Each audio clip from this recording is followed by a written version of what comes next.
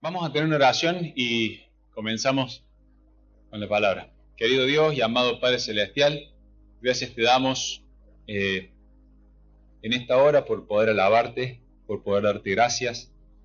Y ahora al abrir tu palabra, Señor, queremos oír tu voz, en ella aprender lo que tú tienes para nuestras vidas. Te alabamos y te damos las gracias una vez más, lo hacemos en el nombre del Señor Jesucristo.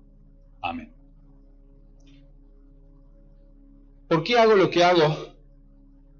Se titula el mensaje. Y es la pregunta que los invito a hacer en esta mañana o la noche de Nico. ¿Por qué hago lo que hago?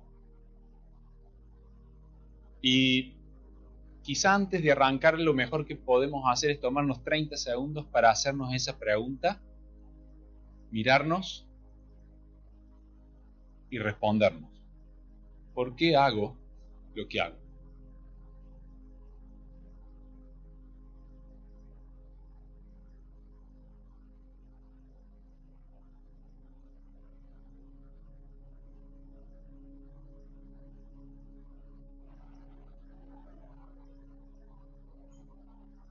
Hacernos la pregunta es algo que nos hace bien, seas cristiano y aquel que no es cristiano pero está sentado, escuchando el mensaje también le sirve hacerse la pregunta. Pararnos frente al espejo de la vida, mirarnos y ser genuinos con nosotros mismos. Y ante la pregunta no responder lo que otros quieren que yo diga, o lo que suena bien, responder ante la pregunta, sino ser sinceros. De nada vale hacernos la pregunta y responder lo que otro quiere oír acerca de esa causa, que nos mueve, que nos motiva a hacer algo. Es muy importante entender que las acciones que hacemos, admirables o no, buenas o malas, el fondo de toda la cuestión es qué la motiva. El fondo de la cuestión es por qué hacemos lo que hacemos.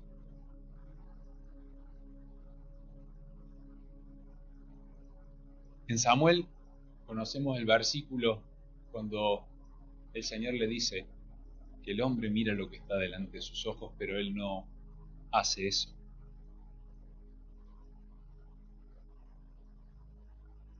En el libro de Proverbios dice, todos los caminos del hombre son limpios en su opinión, pero Jehová pesa los espíritus.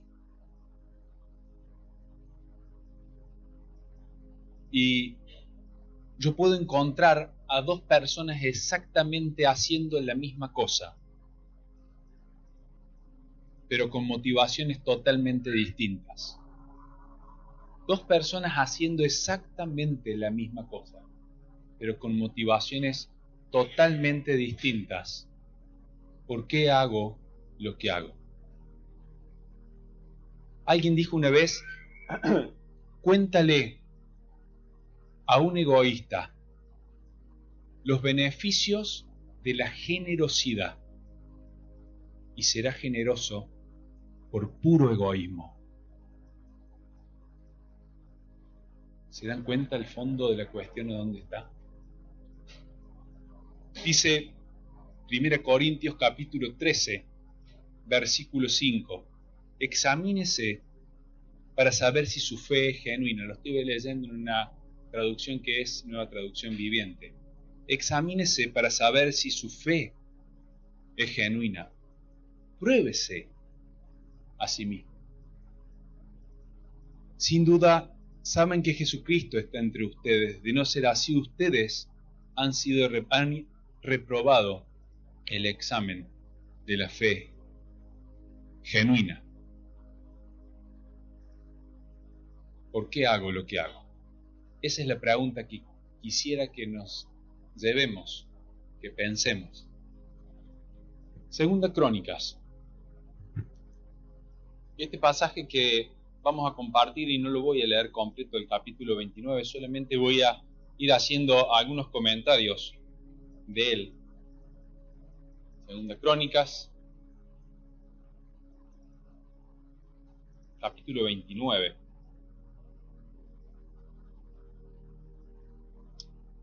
Este pasaje nos cuenta un poco cómo comienza el gobierno, el reinado de Ezequías. Dice que era joven cuando empieza a reinar y no fue nada fácil lo que le tocó a él, porque su papá se había encargado de hacer estropicios en el pueblo acerca del entendimiento de Dios, acerca del servicio sacerdotal, acerca de la forma de ofrecer sacrificios y del ritual propio, a punto tal que quien era en aquel entonces el sacerdote de turno, Usías, fue totalmente funcional al rey, obedeciendo y haciendo lo que el rey pedía en lugar de lo que Dios mandaba. Dispone su corazón a obedecer a Dios. Se da cuenta que el camino que estaba siguiendo el pueblo, incluso el que había establecido su padre, no iba conforme a los propósitos y a lo que Dios mandaba. Entonces convoca a aquellos sacerdotes, empiezan y abren el templo y empiezan a arreglar, a limpiar y a purificar. Dice así en el capítulo, si bien quédense ustedes en Crónicas, pero les leo una cosa que dice Segunda Reyes 18, como si fuese un texto paralelo a este. Dice: en Jehová Dios de Israel puso su esperanza, está hablando de él. Ni después ni antes de él hubo otro como él entre todos los reyes de Judá. Ahora sí, en este capítulo 29, dice el versículo 17, Segunda Crónicas 29, 17, comenzaron a santificarse el día primero del mes primero y a los 8 del mismo mes. Vinieron al pórtico de Jehová y santificaron la casa de Jehová en 8 días, y en el día 16 del mes primero terminaron. El 31 dice: y respondiendo Ezequías dijo: vosotros os habéis consagrado ahora a Jehová. Acercaos pues y presentad sacrificios y alabanzas en la casa de Jehová. Y la multitud presentó sacrificios y alabanzas, y todos los generosos de corazón trajeron holocaustos. Vamos a leer un versículo más, el 34. Acompáñeme con esa parte. Dice: mas los sacerdotes eran pocos, y no bastaba para desarrollar los holocaustos, y así sus hermanos los levitas les ayudaron hasta que acabaron la obra, y hasta que los demás sacerdotes se santificaron, porque los levitas fueron más rectos de corazón para santificarse que los sacerdotes. Hasta ahí nomás la lectura. Qué foto que tenemos, ¿no? Una situación complicada, pero un corazón decidido a obedecer a Dios y decidido de llevar al pueblo a los caminos del Señor. Justamente el viernes, en la reunión que tuvimos habló de Esdras, y con determinadas similitudes encontramos a un hombre de Dios que, como dice el capítulo 7 del libro que lleva su nombre, dice que dispuso su corazón a inquirir en la palabra de Dios, a cumplirla y a enseñarla. Fíjense el orden. Fíjense el orden. Conocer a Dios, poner en práctica lo que Dios quiere y poder transmitirlo. Acá Ezequías está haciendo algo similar. Y entiendo, por lo que leo, que el corazón de Ezequías y lo que él hacía estaban de acuerdo. Porque la palabra lo avala. Leíamos lo que decía Reyes y hablaba que no hubo otro como él. Su corazón y sus acciones estaban alineadas ¿Por qué hacía lo que hacía? Porque temía a Dios. ¿Por qué hacía lo que hacía? Porque no honraba a Dios el sacrificio que se hacía y cómo se hacía, ni la forma en que el pueblo vivía, ni la forma en que se llevaban a cabo las cosas. Ahora no podemos decir lo mismo de él que lo que podemos decir del pueblo o los sacerdotes. Fíjense que una pista nos da el versículo 34 y dice que los levitas fueron más rectos de corazón para santificarse que los sacerdotes. Es que el sacerdote, con el rey anterior Acaz, habían desalineado el objetivo y el corazón por supervivencia, por su posición ante el pueblo, por miedo o por lo que fuere. Dejaron de obedecer y seguir a Dios y buscaron agradar a un hombre. ¿Por qué hago lo que hago? Es la pregunta. ¿Por qué los sacerdotes hicieron eso? Yo no sé si todos los sacerdotes que se santificaron y que se purificaron como Ezequías les pidió, lo hicieron por obediencia a él o por convicción de corazón. ¿Y cuál es la diferencia entre una cosa y la otra? Ante los ojos tuyos y míos, ninguna. Ante los ojos de Dios, todo.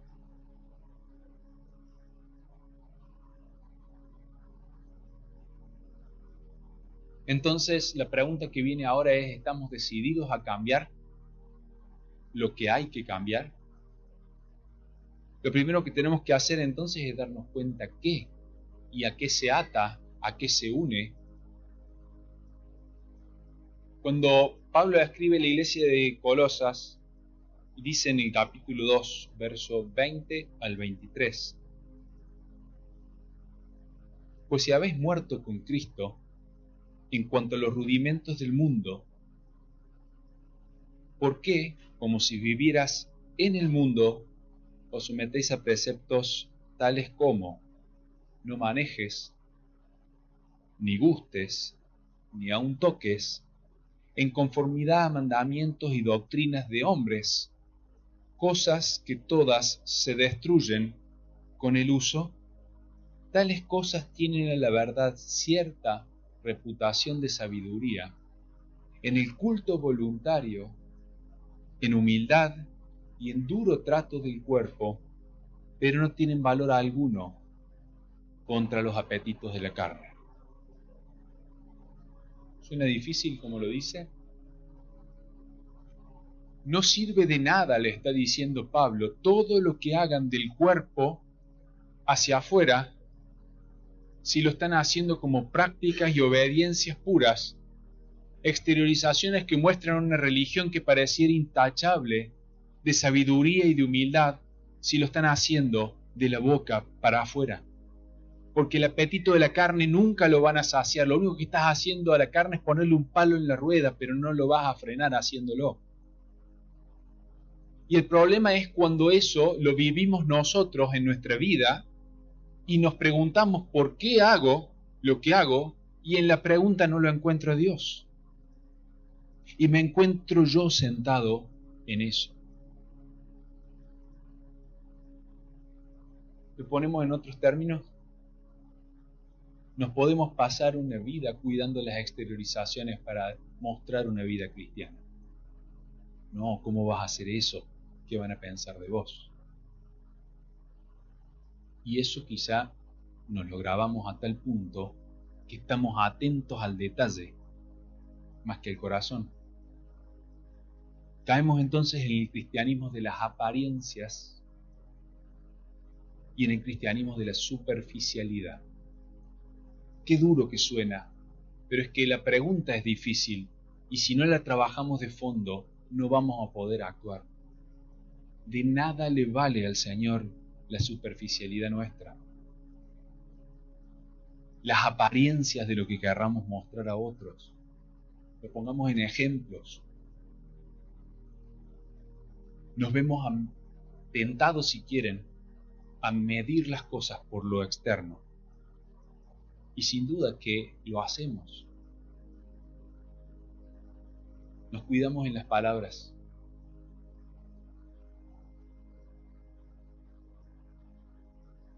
Nos involucramos en las áreas de la iglesia.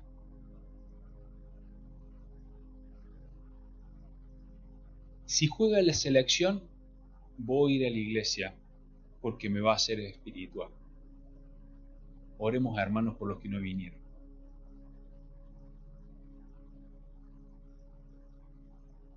Modulamos para parecer más espirituales. ¿Qué van a decir si no hago tal o cual cosa? ¿Por qué hago lo que hago? ¿Está mal algo de lo que leí? Les dije, 2 personas pueden estar haciendo la misma cosa. La diferencia va a estar lo que lo motiva. ¿Se acuerdan el ejemplo del egoísta y la generosidad? Estamos pendientes entonces a las conductas, estamos pendientes a lo que hacemos. Y el Señor nos aclara en el libro de Mateo capítulo 23, y es duro, muy duro con los fariseos, y termina diciéndoles: ciegos,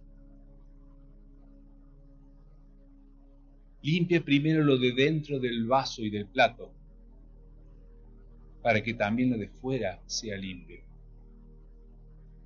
Ciegos. Creo que lo podrían haber tratado de hipócrita un fariseo y estaba acostumbrado. Lo podrían haber tratado de cualquier cosa, pero de que no sabía y entendía algo era lo peor que le podía decir. Se había pasado la vida estudiando. ¿Y el Señor qué le dijo? No ven. Están perdiendo el tiempo en las exteriorizaciones y le hacen cargar al pueblo cargas que ni ustedes mismos son capaces de cargar.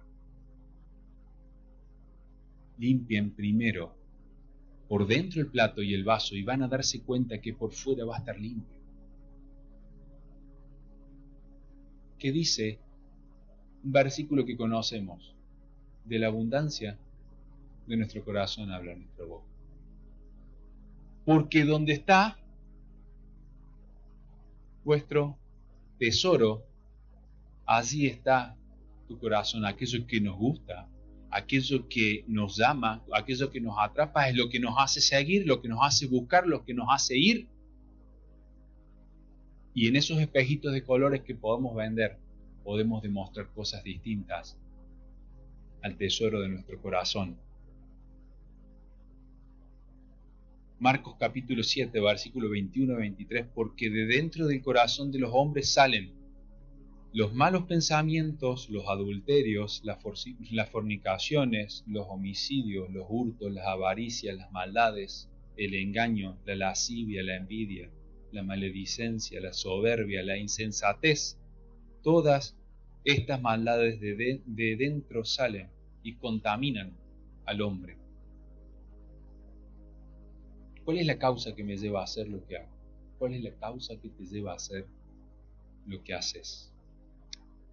Hay un escritor cristiano que dice: tenemos que transformar el corazón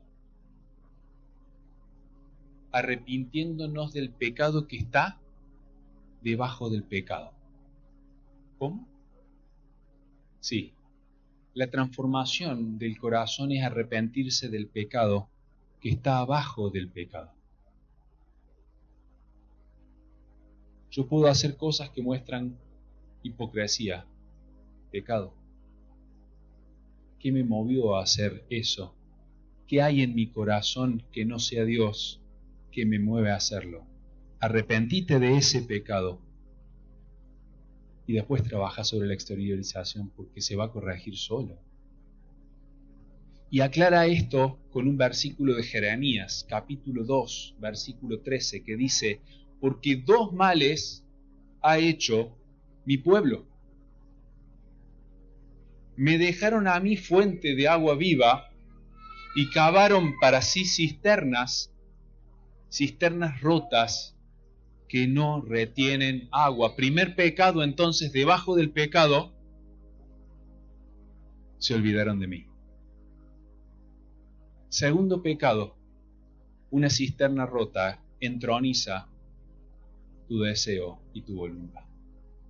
hay que arrepentirse de ese primer pecado que está abajo de aquello que vemos y que hacemos, para corregir y para sanar, para no vivir una vida cartonada de lo que el cristiano debe hacer, y nos comportamos como tales, pero no vivimos como tales.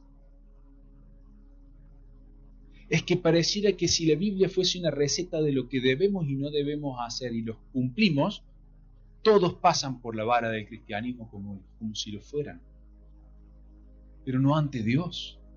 Y lo peor que podemos hacer es no hacernos la pregunta de por qué hacemos eso. ¿A quién buscamos agradar? ¿Con quién quiero vivir? No, lo hago porque me quiero sentir aceptado. Porque encontré en este grupo gente que realmente me valora como soy. Entonces yo quiero ser como ellos. Pero querido, tenés que serlo del lado de adentro para poder serlo del lado de afuera. Porque si no, de nada sirve limpiar por fuera ese vaso y ese plato. Estás ciego.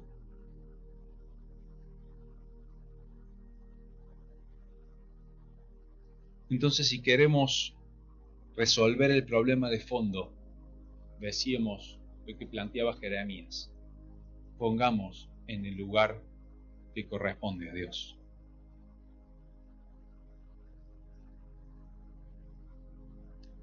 Volvamos a darle el lugar a Dios que Él merece. Y en la pregunta, ¿por qué hago lo que hago?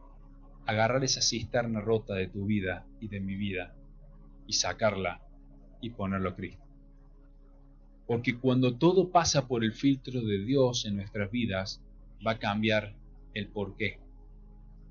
Nuestras acciones, nuestros comportamientos, nuestras tareas, nuestras actitudes, nuestro servicio, nuestro ministerio, lo que sea. Proverbios 4:23 dice, sobre toda cosa guardada, guarda tu corazón, porque de él mana la vida. Y hay un salmo que quiero que a ese versículo, cuando nos vayamos de acá, por lo menos lo sepamos y nos lo llevemos. Versículo 10 del capítulo 51. Dice, crea en mí, oh Dios.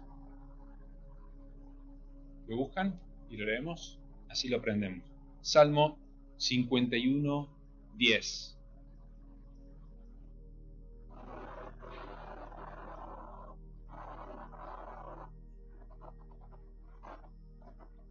Dice así, crea en mí, oh Dios, un corazón limpio y renueva un espíritu recto dentro de mí.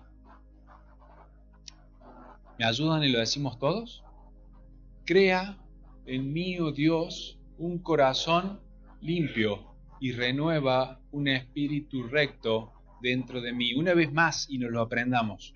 Crea en mí, oh Dios, un corazón limpio y renueva. Amén.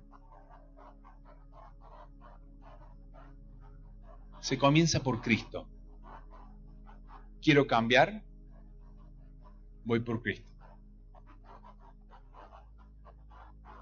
Si quiero hacer una torta y que salga bien, lo primero que tengo que tener es un bizcochuelo, ¿no? Qué simple que suena. De nada sirve la receta que acabo de dar si no tiene el bizcochuelo.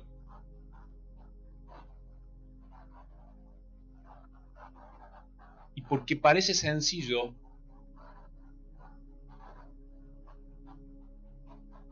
es lo sencillo que es engañarnos. Por eso lo pongo de esta forma. Porque nos podemos encargar de la crema, del dulce de leche, si te gustan las nueces, de las nueces, las frutillas y cuanta cosa quieras decorar. Pero lo importante de la torta es tener el bizcochuelo. Y qué pavo que parece el ejemplo, ¿verdad? Pero cuántas veces se cae en eso y cuántas veces hemos sido engañados o podemos engañar. ¿Saben qué? Si tenés más de 5 años en la iglesia, Imagínate que estuvieras en una reunión de hace 5 años, un domingo a la noche, un sábado a la noche, mira para el costado.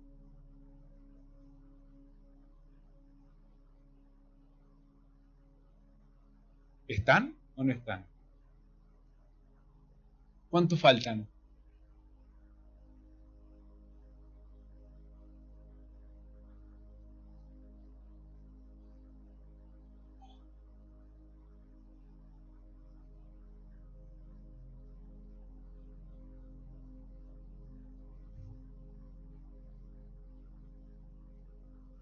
Veo generaciones de 5 o 6.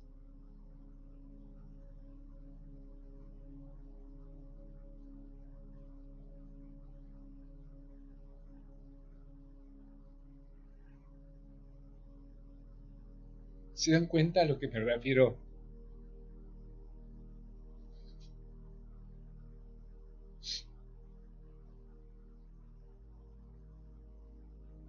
Cuando digo de no engañarnos.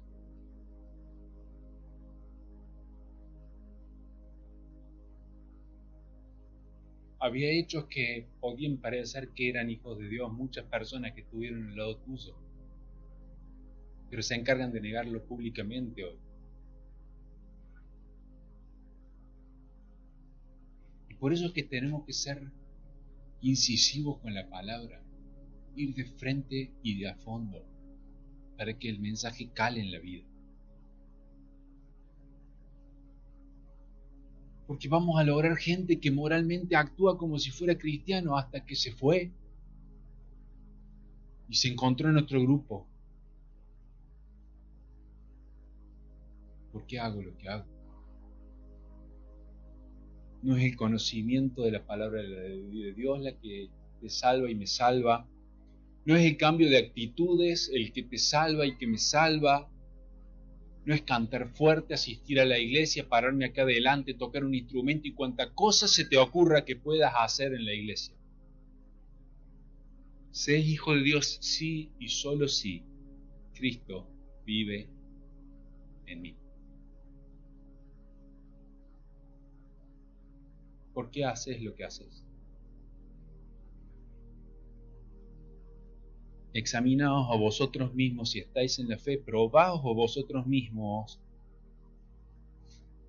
¿O no conocéis a vosotros mismos si Jesucristo está en vosotros, a menos que estéis reprobados? Probémonos a nosotros mismos. Ayudemos al que está sentado al lado, hagamos ese ejercicio y nos demos cuenta que no podemos engañar a la gente. Que las actitudes deben estar seguidas de un corazón. Que si Cristo está en la vida de uno, esas acciones van a estar teñidas de Cristo.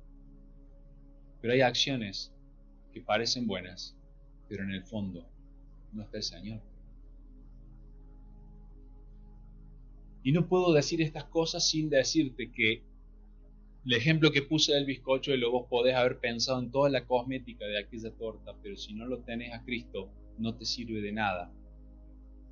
Y es el momento de tomar una decisión en la vida. Es un momento de agarrar ese porqué y esa vasija rota y ponerla al costado y decir: Cristo, ocupa el lugar. Tómate el tiempo de hablar con Dios. Tómate el tiempo de quebrantarte a Él. Que no te engañes por las lucecitas de colores de lo que te puede ofrecer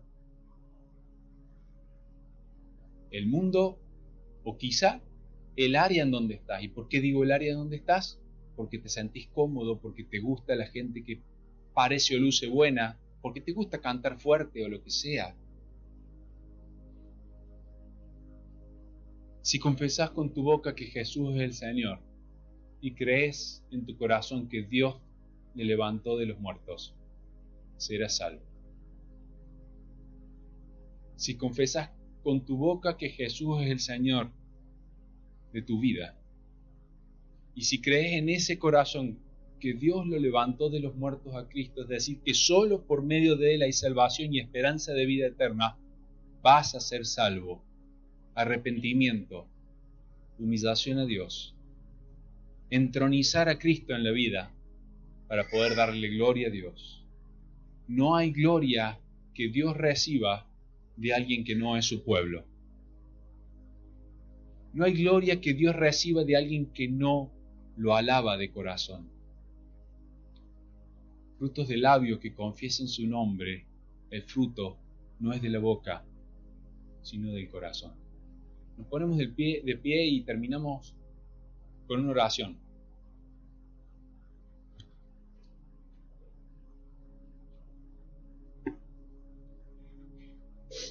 Amado Dios y bendito Padre Celestial,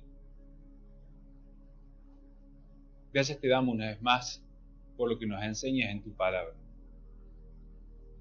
Gracias te damos, Señor, porque nos permites ponernos en el espejo y darnos cuenta cuántas cosas debes trabajar en la vida, en nuestra vida, para ser aquellos siervos útiles, fieles, que te honren, que cumplan tu voluntad de corazón, genuinamente, y pudiendo hacer en obediencia a eso, Señor. Queremos pedirte por aquellos que hoy escuchan tu palabra y que, no siendo hijos tuyos, Padre, están en la puerta de ellos, para que se quebranten, para que se humillen, para que te reconozcan como el Señor y Salvador de su vida. Ayuda a tu pueblo, Señor, a vivir una vida de santidad y poder mostrar en los hechos lo que hay en el corazón. Que podamos vivir una vida de integridad, que podamos vivir una vida de sinceridad para dar gloria a tu nombre como te lo mereces. Oramos a ti y lo hacemos una vez más en el nombre del Señor Jesucristo.